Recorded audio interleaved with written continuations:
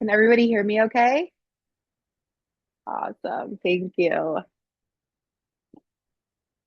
right. I think we'll go ahead and get started and just let people roll in as they arrive, which is totally fine. I first and foremost just want to welcome you and thank you to this space, Holding Safer Spaces.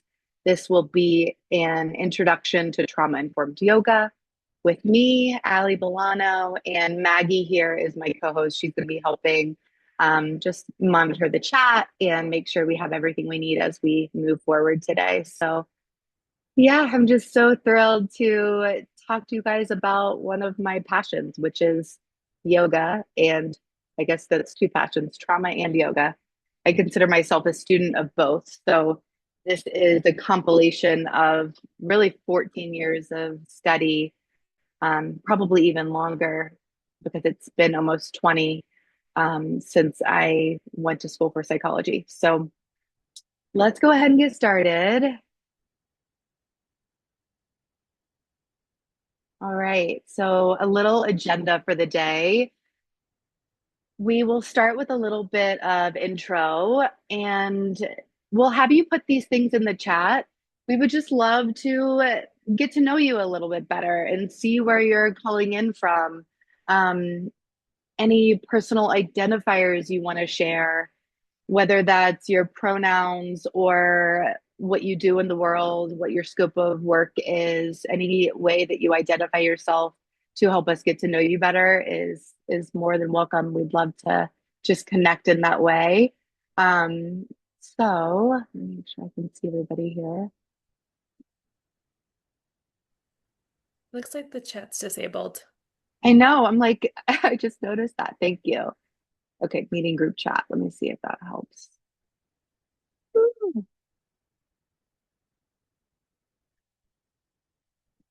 Let's try this again. Okay, can everybody see the chat now? Yes. Yay. Okay, cool.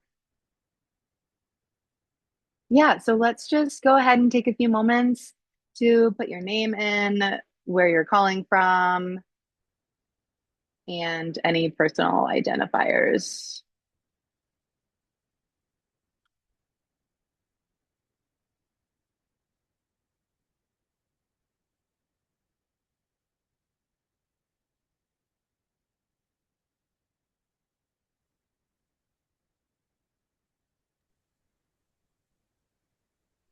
We've got Yeah. upstate New York, Yeah, got some I love it. Colorado.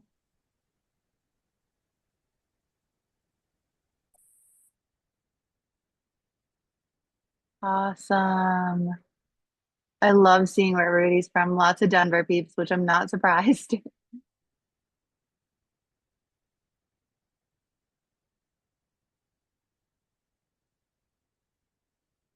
Cool. Minnesota. Awesome. It's really great getting to know you guys. So thank you so much for sharing a bit about yourself and keep them coming. Awesome. From Germany, currently in Mexico. Love that, Kathy. Love the representation from many different places. Okay. If you haven't put that in the chat yet, keep going. Hi, Maria from Hampton. Okay. Cool. Thanks so much for sharing. So in just a few moments, we will do a little seated trauma-informed yoga and somatic and mindfulness practice. So I just want to note that you are welcome to skip this if this is not something you want to do today. Totally fine. Everything in this presentation is, of course, optional. That is a big component of being trauma-informed, is making sure that you are reminded that you have choice in every moment. So if you do feel comfortable moving a little bit or um, potentially connecting with your breath, I'll invite you to join me here in just a few moments. And then after that, we will talk about what yoga is and specifically what trauma informed yoga is. We'll do a little intro to trauma and how it affects the body, brain, and nervous system. I'll talk a little bit about my five step trauma informed yoga framework, as well as a framework I've created for teaching yoga for the nervous system. And then I will offer an introduction to my trauma informed yoga certification training that I'm offering in February. And there's a special offer at the end. So we'll keep going. So, just a little intro from me. I'm Allie. I'm a somatic psychotherapist. I've done specialized training in somatic trauma therapy, and I'm also a licensed clinical social worker. And I have a private practice here in Denver. I've also been teaching yoga for 14 years, and I've been a yoga teacher trainer for 7 years. I owned a yoga studio in the Highlands for about 9 years. So yoga has been a huge part of my life, and it really, really informs how I hold space as a therapist and as a social worker. And it's been really cool being able to kind of merge those two paths together. Um, and, I think what makes me unique about as a yoga teacher trainer is I do bring in the therapeutic elements. I'm not a yoga therapist, which some people get confused about. However, there are therapeutic ways of holding space and of teaching yoga. And I really love to bring those elements into the yoga room and vice versa. I have a 20-month-old baby girl named Luna. So it's been a whole new journey figuring out how to be a parent and an entrepreneur and all the things. So shout out to all the parents out there. It's a lot of work, but it's so worth it. And as I mentioned before, I'm a forever student of trauma and yoga. I help yoga teachers, therapists, and healing practitioners understand how trauma affects the body and how to use yoga, breath, and somatic tools to support real healing in others and themselves. And that last bit is so important because how we hold space for ourselves is how we hold space for others. So we can't do this work without tending to our own nervous systems. And I think it goes without being said that we are all probably used to being the default nervous system in the room, whether we're a parent or a therapist or a yoga teacher or a partner or whatever it is. I'm going to bet that you showing up here today probably means you're holding space and being that default nervous system in the room for a lot of people. And that can take a toll. So, tending to our own well being is probably one of the biggest pieces of being trauma informed and really holding space with care. So, we'll keep going. And just a little note at the top, on the top right, you'll see my new brand. I used to have a business called Zenver in Denver, and I got a couple old teachers here, or teachers that used to teach at the studio. Hello, thank you for joining. And I recently decided to rebrand, and I felt really called to lean into the just what I felt was needed in the world right now, which is address the collective trauma, grief, and stress that people are carrying. And I stumbled upon yoga for the times and was kind of like a download and a meditation, and it felt like the right fit for the times we're living in. So when I talk about my therapy work, I talk about therapy for the times, but this is specifically yoga for the times because that's what we're focusing on today. So thank you for being here and in support. Also, I have a podcast, Beyond Talk Therapy, with a dear friend and business partner of mine. She's been a co-teacher trainer with me for a long, long time, Matsi or Katie Bauschke. So if you're interested in learning about other ways to heal beyond talk therapy, check out the podcast. All right, we'll keep going.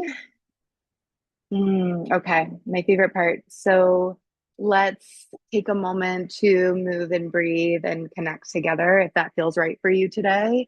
You're welcome to stay seated, or you could find a space on your mat or even on the floor. It's totally up to you. And invitation to keep your camera on or turn it off, whatever feels right.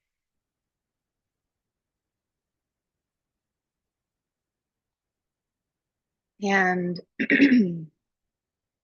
know that you have choice in today's practice and in every practice that you engage in. When we honor our choices, when we make decisions for what's best for us in any given moment, that is true compassion and care for ourselves. So please lean into choice today. And the first choice is your seat. Notice how you want to arrange your body, whether that is a seated position, lying down, child's pose. Maybe your legs are crossed or uncrossed. Take a moment to settle in.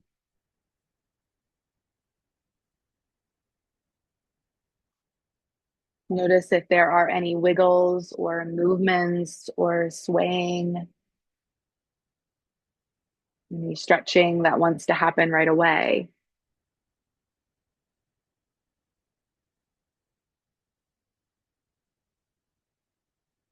And before we truly begin, I want to acknowledge how much each of us is carrying right now,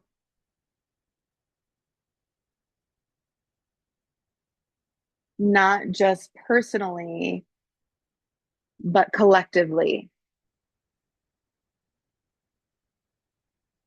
The pacing of our current life, the urgency,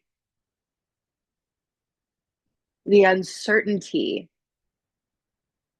the witnessing, the holding, it adds up in the body and in the heart.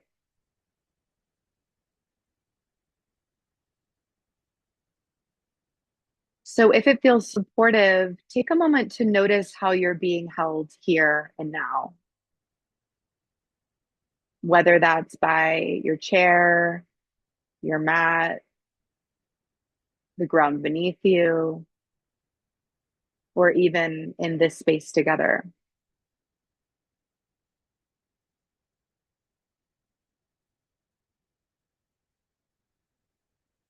Notice if it feels okay to focus on the breath right now.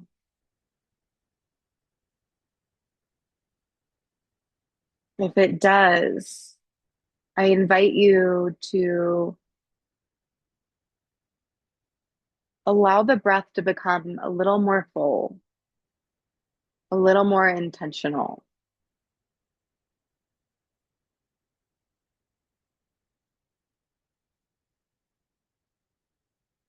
almost like you're breathing into the dark corners of the body and shining a little light on any tension or holding.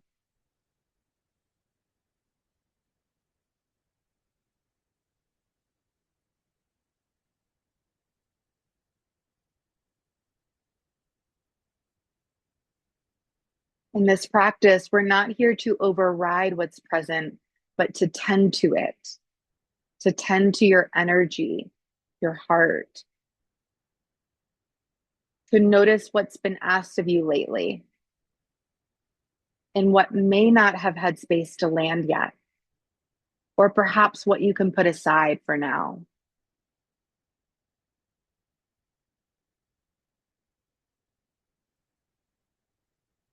So if it resonates, you can use the breath to help guide some things to the side. Whatever it is you're carrying, utilize the breath to kind of move that through you and place it to the side just for now.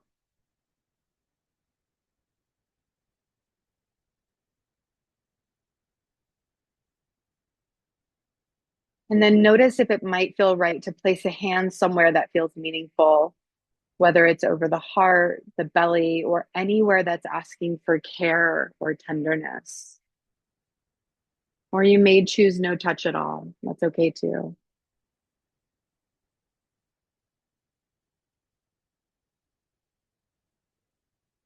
And if you are making contact with your body, notice if you can sense or feel the warmth emanating from your hands.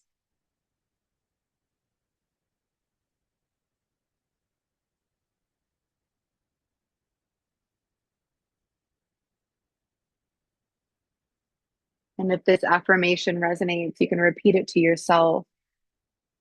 I too am worthy of care.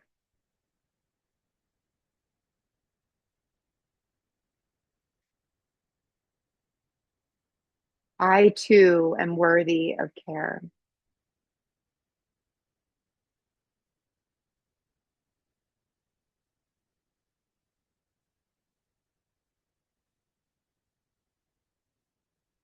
And then, if you are making contact with the body, you might start to rub your hands in that area, creating a little more heat, almost like a little self massage.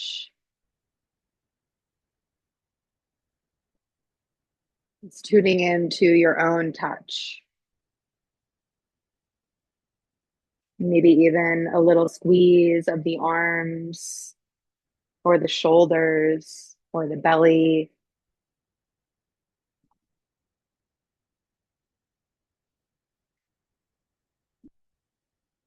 And then, when you're ready, feel free to allow your hands to rest down on your lap or your thighs. And if it feels right, we'll move into a little bit of movement. So you're welcome to come to a seat if you aren't there already.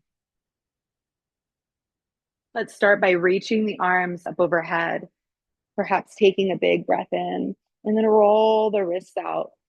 Roll the wrist out from the top. Take another deep breath in as you reach skyward. As you exhale, flip your palms away and press the energy down toward the ground.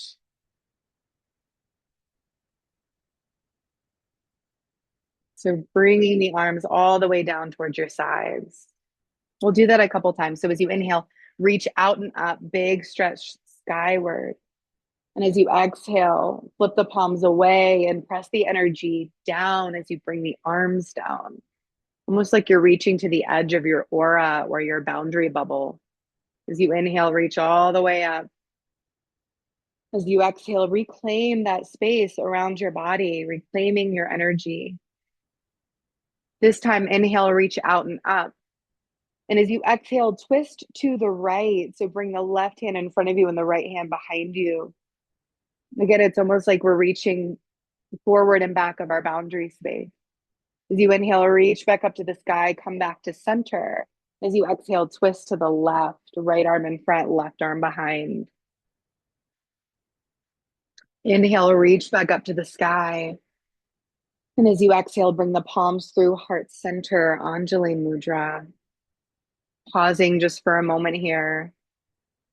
You might notice how a little bit of movement starts to awaken energy in the body, starts to ignite our sympathetic nervous system in a balanced way.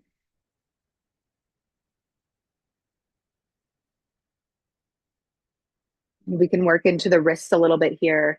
So sending the palms down, I'll move my camera so you can see me, down toward the ground. Of course, the Zoom camera wants to keep centering me. No, Zoom camera. There we go. And then flip the fingertips to face down and pull the palms up, but see if you could soften your shoulders down. And then interlace your fingers and roll the wrists out.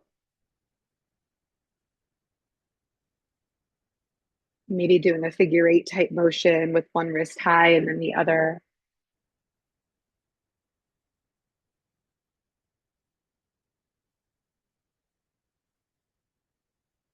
And then you could roll the wrists out. If it feels right, you could even shake the hands out, maybe shake the arms out a little bit. Sometimes this can be a little activating. So just notice what comes up. Go slower if you need to, or maybe you want to go faster today. And then slowly start to bring the energy back in towards your chest. You can place both hands over your chest if that feels okay, or just place your hands on your lap. And again, just noticing any activation or sensation, if it feels okay to turn inward.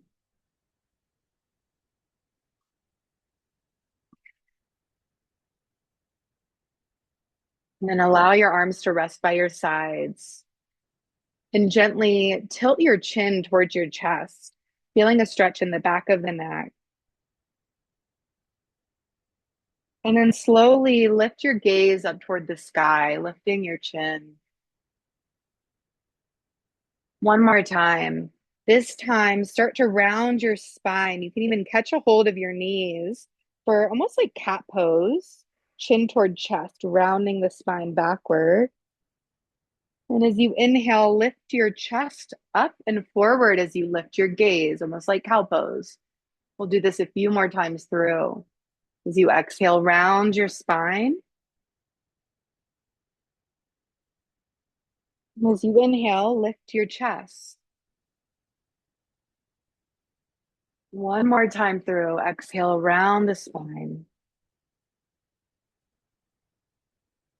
Inhale, lift your chest. Open up through the shoulders. And then slowly come back to center. Take a moment to check in with your body. Is there anything else you need right now that would help you land a little more fully in this space, become a little more fully present in your body?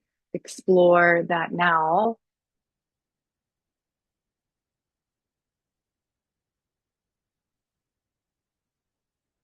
And then as you come back to, I'll invite you to come back to your space first. So, your room, your space. Notice if there's one thing in your space that you could place your eyes on that feels soothing or neutral or okay to look at. And if looking around your space feels overwhelming, you can look at the beautiful ripple on the screen. That might be soothing for you today. But this is the practice of orienting. It's a somatic practice that helps us become a little more present with our bodies, brings the prefrontal cortex a little bit more on board. So as you focus in on one thing, you might notice the colors, the shape, the texture, and any other details that you notice. Just naming them in your mind.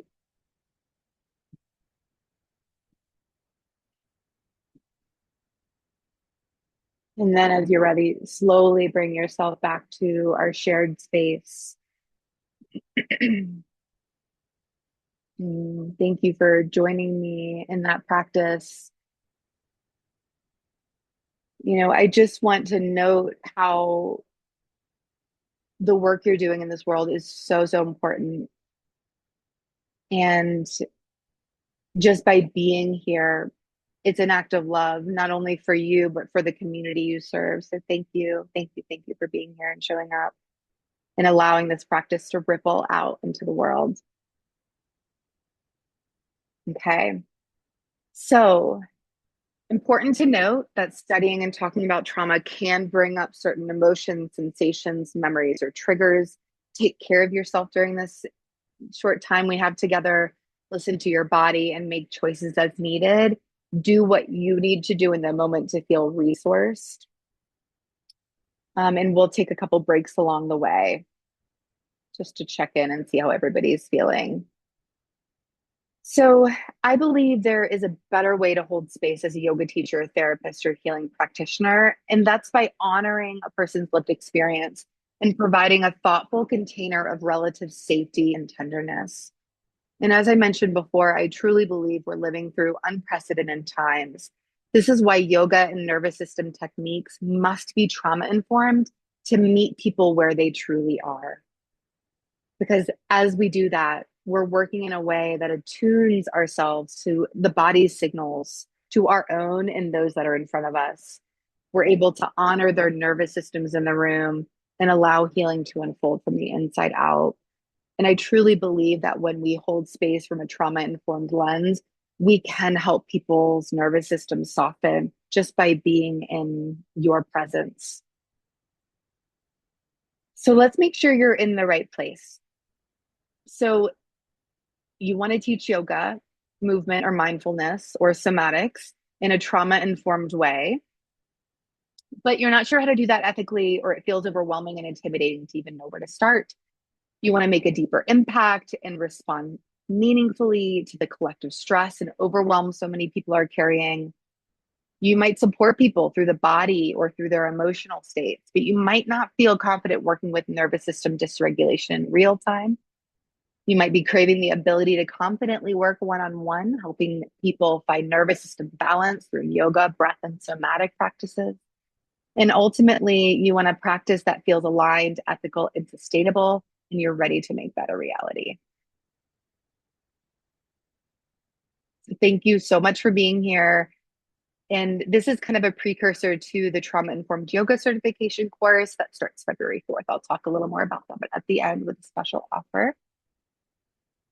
So, some questions before we begin. I planned for three, but timing wise, I think we'll just do one.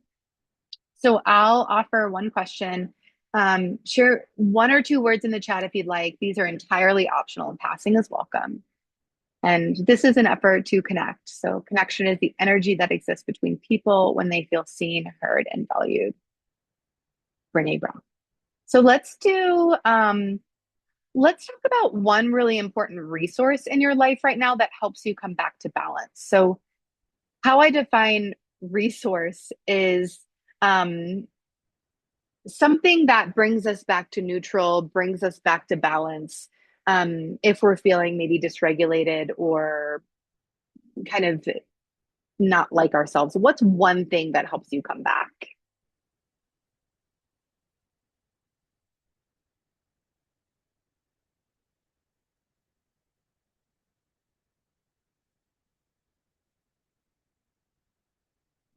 Breath, nature, outdoors, going on a walk.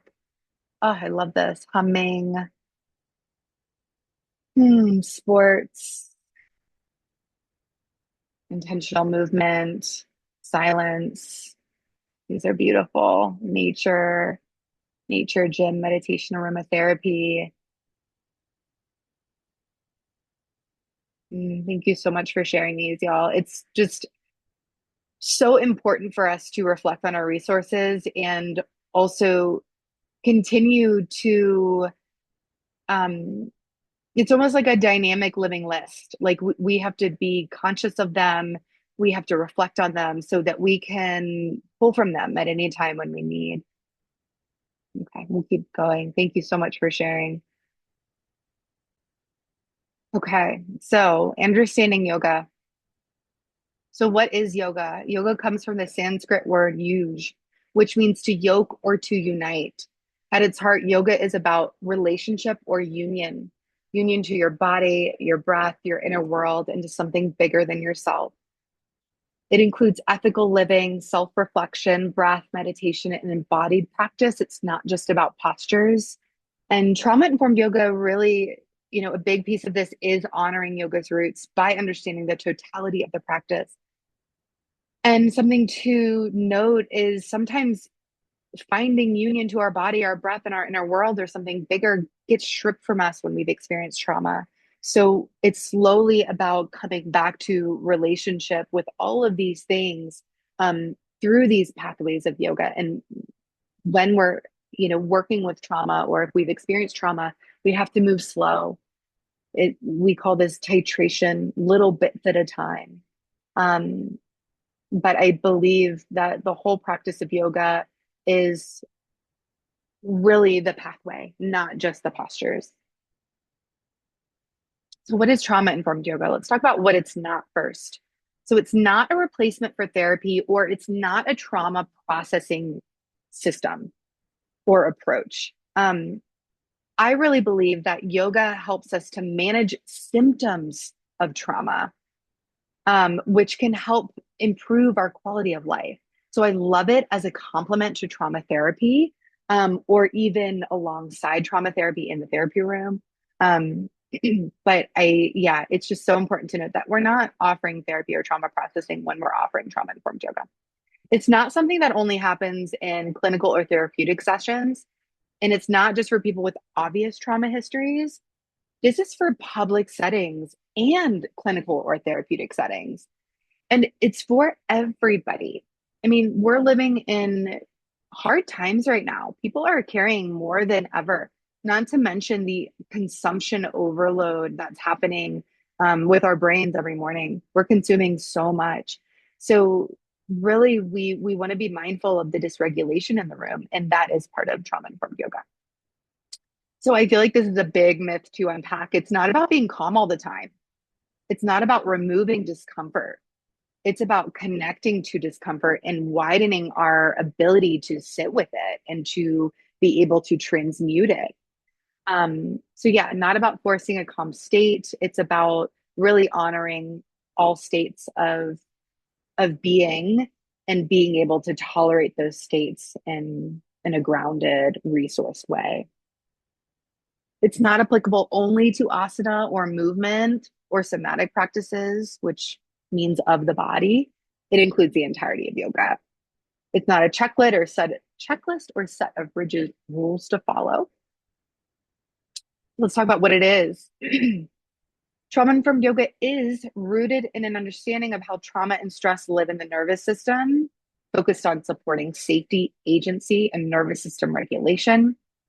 It's responsive to what's happening in the here and now, not just the plan sequence or clinical agenda.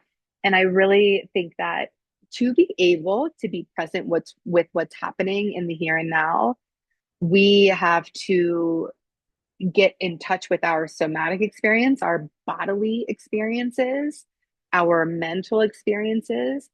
We really have to do the work, so to speak, to have a clear channel to be able to hold space in a way where we're able to see what's happening in front of us instead of distracted by, you know, thoughts or um, the monkey mind, so to speak. So, trauma informed yoga is grounded in choice, pacing, and presence. And it's a skill set and a cultural shift that can be learned, practiced, and integrated over time, all while honoring your unique scope of practice, right? We're not all therapists, we're not all yoga teachers. Like, what is our scope of practice, and how can we integrate these principles into our work? It might not look like teaching a full yoga class in your work, it might look like adding a pose here or there to help treat dysregulation in real time with someone you're working with. And it could also mean, holding space in a public class, and teaching more toward nervous system regulation rather than a peak pose, something like that. So, from the lens of the facilitator, this means understanding how the nervous system responds to stress and trauma, and again, teaching in ways that support safety, agency, and regulation. This last bit's super important. It's honoring the lived experiences and the complexity of the individuals we work with, as well as our own. It's awareness of how our nervous system shapes that of the room, and how caring for ourselves is just as important as caring for others. Understanding trauma.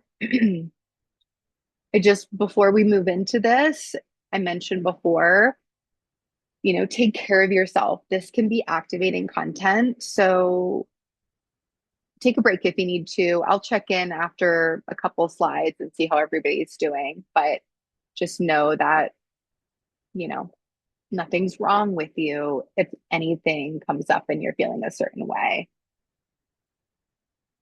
So, more than 70% of the adult population have experienced a traumatic event.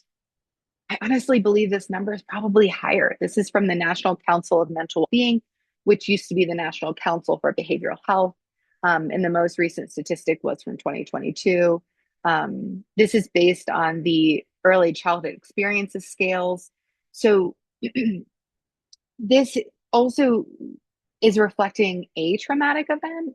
It might not be talking about maybe complex trauma or trauma that is repeated, maybe in smaller ways over time, or collective trauma. So I truly believe this number is probably higher, but you can consider if you're teaching a public class, 3/4 of the people coming in have experienced something traumatic. That's a lot. This is why this is so important.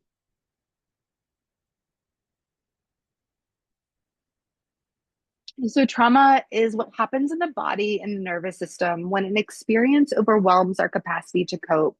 It's not about just what happened, because think about it this way: two people could experience the same event and one person comes out traumatized and the other person doesn't. And this is all due to our past experiences. It's due to the support that we might have.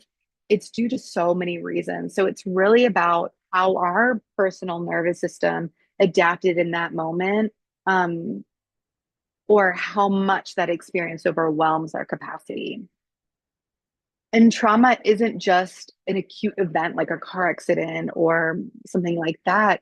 It it can be ongoing stressors that shape how we experience safety, connection, and regulation over time. I mean, we have to talk about racial injustice, collective trauma, historical, intergenerational trauma, even vicarious and secondary trauma as space holders. There's so many ways that trauma can show up, and it's super important to name them all. Yeah, absolutely. COVID. Um, Maggie and I were talking about this the other day. Like some people feel like COVID was traumatic for them. Maggie and I were like, yeah, we were dysregulated. And then some people were like, no, it was a break. Like it's so interesting how certain people react differently or cope differently to seemingly traumatic situations. So yeah, it's just important to take this into context and understanding truly how someone's lived experiences is influencing the way that they show up in front of us. And understanding how trauma impacts our full system is one of the most important ways to become a truly trauma informed space holder so you can hold space with clarity and care. Okay. I'd love to just check in and see, did anything come up for you? Anything you want to share? Any questions so far? And if you need a break, please tend to yourself.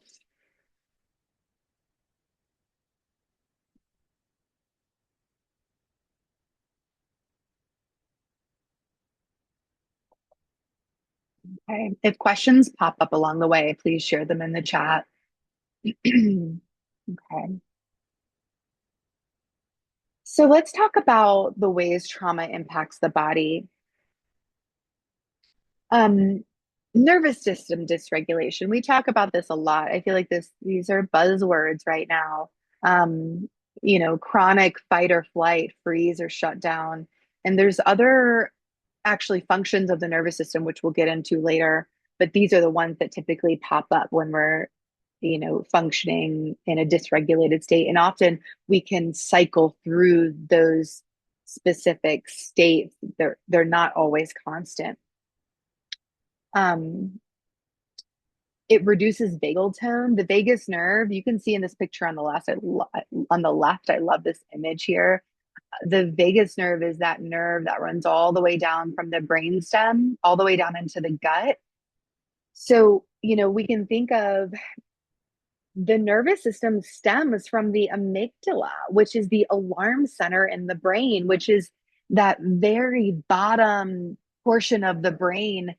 That's the primal, the primitive brain. That was the oldest part of our brain that was designed for survival. And actually, what happens is the amygdala gets larger when we've experienced trauma to be able to protect ourselves, and that makes us on high alert more often. So the cool part about it is the brain can change. We'll get there in a minute. Um, However, when our vagal tone is reduced, and the vagus nerve is the information highway. It is the wandering nerve that moves all the way out through the body. It's connected to all the nerves in the nervous system. Um, and vagal, you can think of it as the brake and the gas for our nervous system. It pumps up the arousal when we need it, and it puts on the brakes when we need it. So trauma can impact our vagal tone, making it harder to shift out of survival states and making it harder to tap into feelings of safety, connection, and rest. Um, Often chronic muscle tension and pain due to fascial imbalance. And fascia is that interconnected web of tissue throughout our entire body, and it's directly connected to the nervous system. Digestive, GI issues, again, vagus nerve, brainstem to gut. The gut brain connection is so real. Sleep disturbances, inability to rest, fatigue, low energy, burnout, heightened stress responses, inflammation and immune challenges, hormonal disruption, and disconnection from bodily cues, which is what, yoga can help with. It can help us reconnect to our somatic awareness. Okay, let's keep moving. Key components of the nervous system. Trauma lives in the nervous system. We often think, oh, trauma is memory. Trauma actually lives as patterns in the nervous system of tension, activation, shutdown, or hypervigilance that were once protective. So these aren't bad states to be in. They are highly protective and we need them to survive. So thank you to our nervous system. The problem is it can get stuck in some of those patterns, even when the threat is long gone, because our body might not have been able to metabolize that traumatic experience. It's crazy because animals actually do have this beautiful ability to metabolize trauma in the moment. You notice a dog, they shake all the time. We don't really have those mechanisms. So we have to kind of recreate them in safe spaces. So the nervous system and the amygdala is constantly scanning for safety or threat. But again, when the amygdala is bigger, it is scanning all the time for to keep ourselves safe because it prioritizes survival. Our brain isn't meant to keep us happy or calm. It's meant to keep us safe. So these responses happen automatically. We can never choose them, right? The beautiful thing is the nervous system can change. It can learn through repetition and pattern, and it's adaptive. Neuroplasticity is the changing of the brain, is the changing of the nervous system, and it's proven to work through repeated practices and repeated exposure to safe environments and safe people and connection and presence. And yoga really gives us that opportunity. So let's move quickly. This is, it can be some heavy information, but take what resonates, leave the rest behind. This is based on The Window of Tolerance by Dan Siegel. It's also called The Window of Yoga. And you can see that this line in the middle here is kind of how our nervous system shifts and moves. We're never in a static state. It's always shifting and moving based on what's happening in our environment, based on the cues we're picking up, neuroception, these cues from the external world that we're not consciously thinking about. Someone's tone, right? The energy in a room, that can all shift the way that our nervous system is functioning through hyperarousal, that part at the top, which means our arousal state is lifted, which is like our fight or flight response, or it drops down into hypoarousal, less arousal, which means we kind of shut down, we dissociate, we might freeze or become numb. So ideally, we're functioning most of the time in the window of yoga. That doesn't mean we're a straight line all the time. We're calm all the time. That means we can move through activation and stress and come back into a state of balance more quickly with flexibility. So that's the goal, is to widen that window of yoga or tolerance to be able to bounce back from moments of hyperarousal or hypo a little more easily after activation. And yoga helps us widen that window. You'll probably see these Sanskrit words, rajas, sattva, and tamas. The yogic philosophy has names for these nervous system states. It's incredible. They knew this thousands of years before modern science caught up. So we'll dive into this so much more in the trauma-informed yoga certification training, but it's just a quick overview. And this is an even more in-depth, comprehensive model of understanding kind of these states. This is based on the polyvagal theory. I'm not going to spend a lot of time on this because we don't have a lot of time today, but I just want you to notice there are blended states in this model. And that's what I really love about this. It's more comprehensive to show that actually, when we're in yoga, when we're in play, dance, performance, or sports, we are balanced between parasympathetic and sympathetic. We're not just in sympathetic. So it's important to note that. Again, we'll dive into this so much more in the training. So, how does trauma show up in yoga and movement spaces or even in the therapy space? It's difficulty slowing down, this constant sense of urgency, difficulty resting or going inward, feeling unsafe with certain poses or movements, stillness, breath, silence, or closed eyes, overexerting or disconnecting from sensation, needing control or feeling overwhelmed, feeling hypervigilant around groups of people, or possibly getting triggered by something, whether it be a cue, a scent, or a song. Dr. Bezel van der Kolk, he's a big trauma researcher. He says trauma is the disease of not being present. So a lot of folks might show up in trauma spaces without the ability to be present because they're always scanning for that next threat or danger. So ideally, our role as space holders is to help them expand their window of being present, even if it's just for a moment. And we do that by offering choice, reminding folks of their agency, of creating a space that feels safe through environmental factors of music, of lighting, of our tone of voice, of pacing. There's a lot of things that in our control that we can do to help shift this space, to help people unconsciously settle in their systems. Okay, so how yoga supports the nervous system. Yoga works bottom up. So it works by engaging the body before the thinking mind. Breath, movement, and sensation provide direct nervous system input.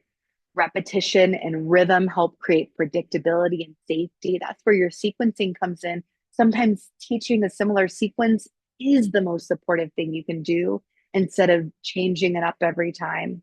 I've had students come to me and say, like, I appreciate that you start your classes the same way every time. I know what to expect and it helps my nervous system settle.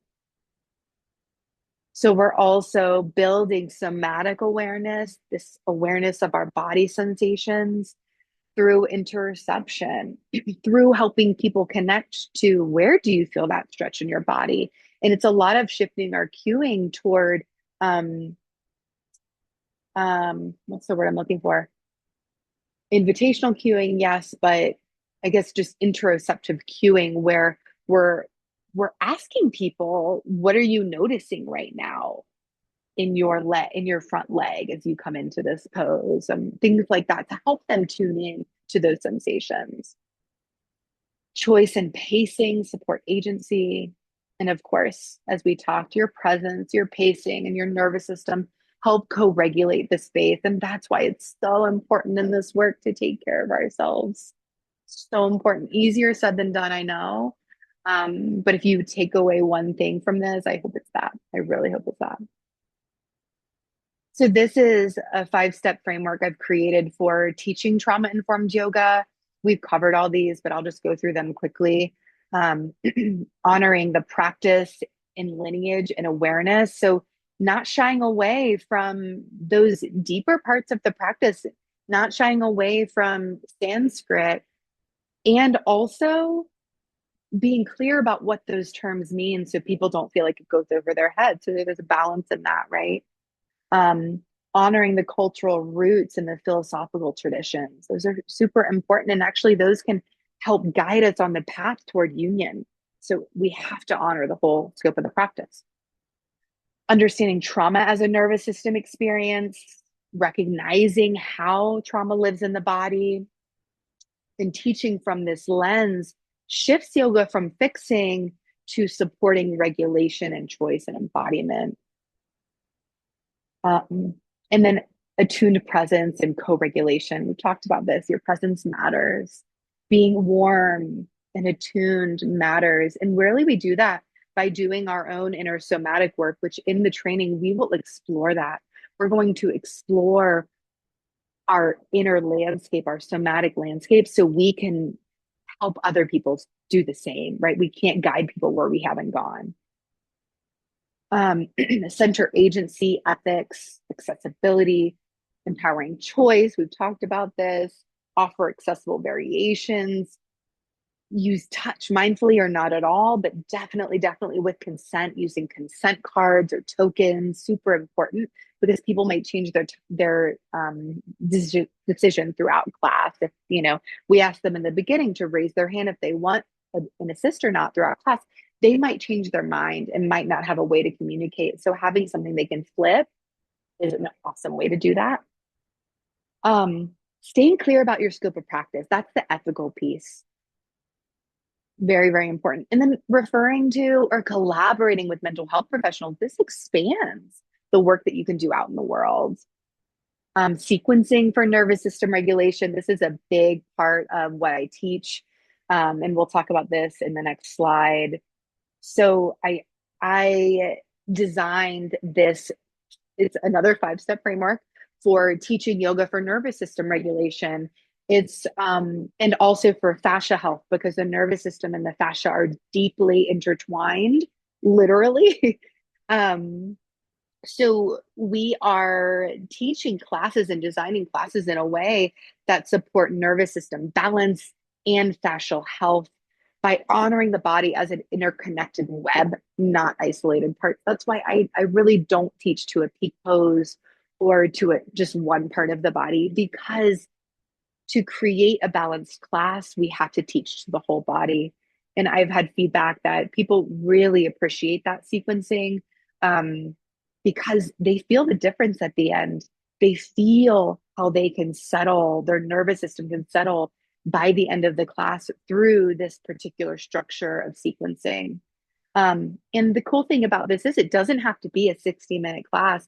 I use this framework for a 10-minute intro to my therapy sessions, right?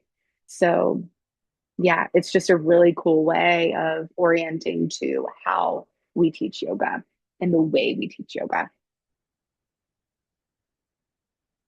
So, what happens when you become certified in trauma informed yoga?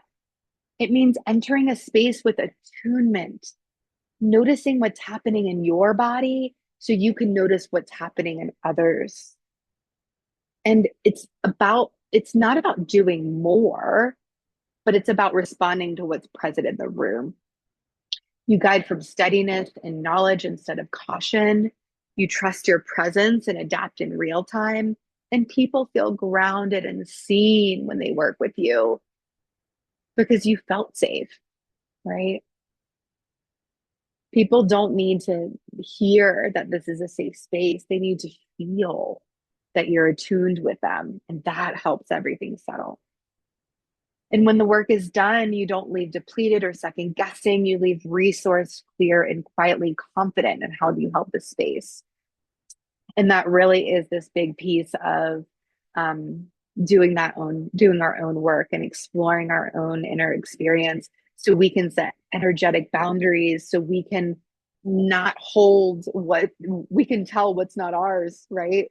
What is ours and what we're carrying from someone else. That takes a lot of awareness. Um, and we'll be building that together. So I want to introduce to you the Trauma Informed Yoga Certification Training. It starts February 4th.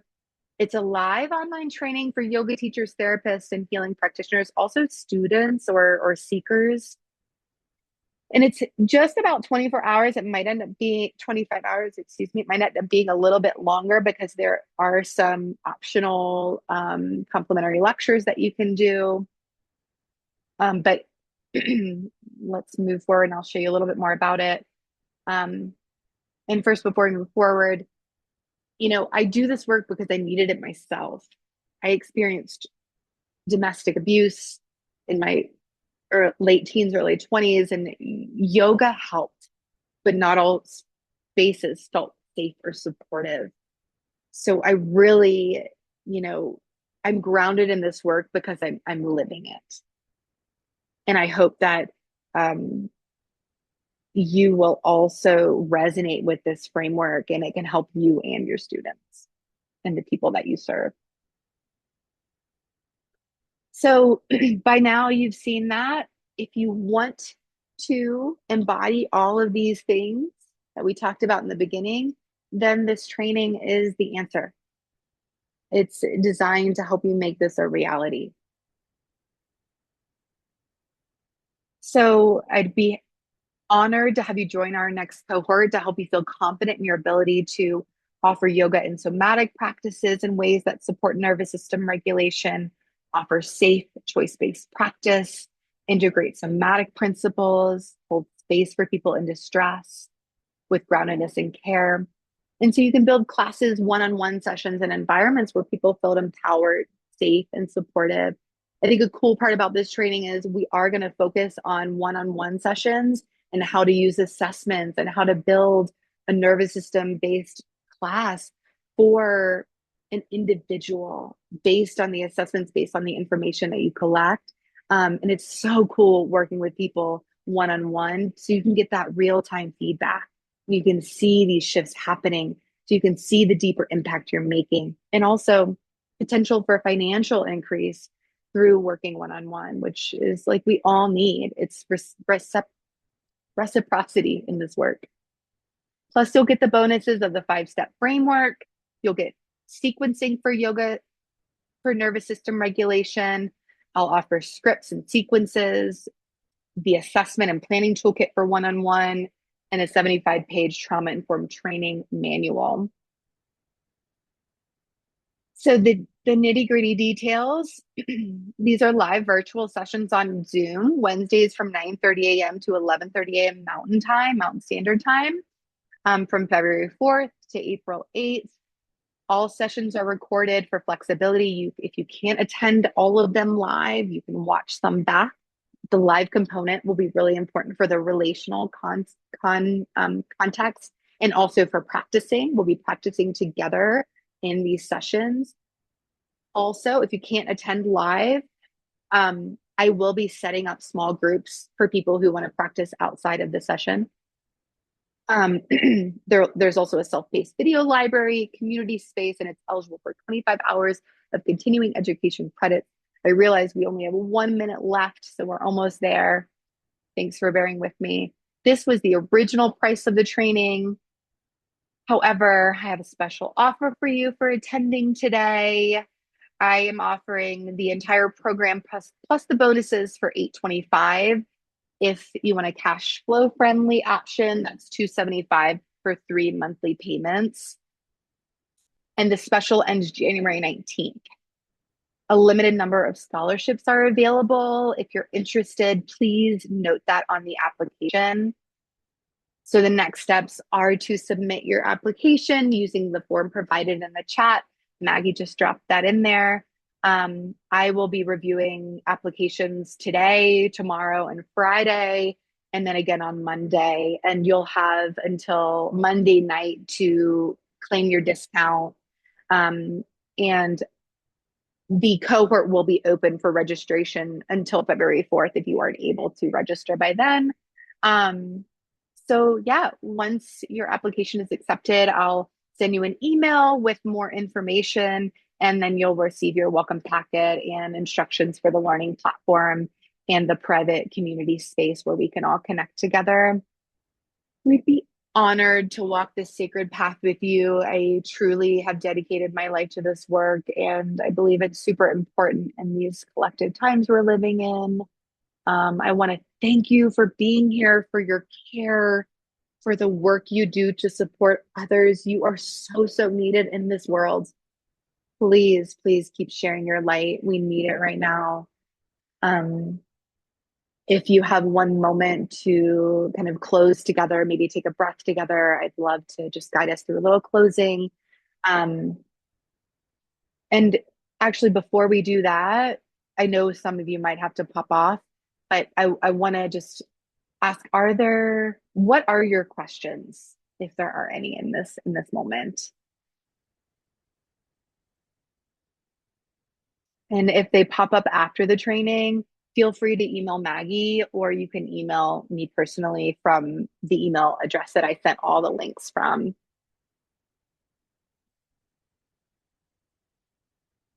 Okay, let's take a breath or two together, just kind of closing this space with intention. Yeah, noticing if you want to rub your hands together or rub your hands on your thighs, perhaps making some contact with your body. Just noticing what you're holding after this training, after consuming this knowledge.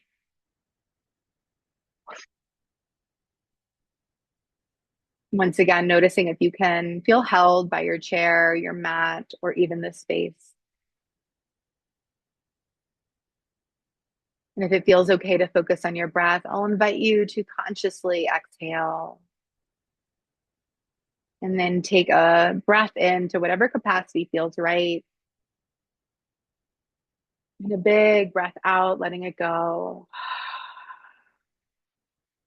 If that felt supportive, two more like that. Inhale through the nose. And then let the breath flow back out through nose or mouth. One more time. Inhale and exhale. And just taking one final moment to honor yourself for showing up, honoring yourself for all the light and the work you do out in the world. Thank you, thank you, thank you. All right. Thank you all so, so much for sharing this space together today. I hope to see some of you on February 4th. Please let us know if you have any questions, comments, or concerns. Thank you so, so much. I'm glad you enjoyed it. Thank y'all. Take good, good care of yourselves.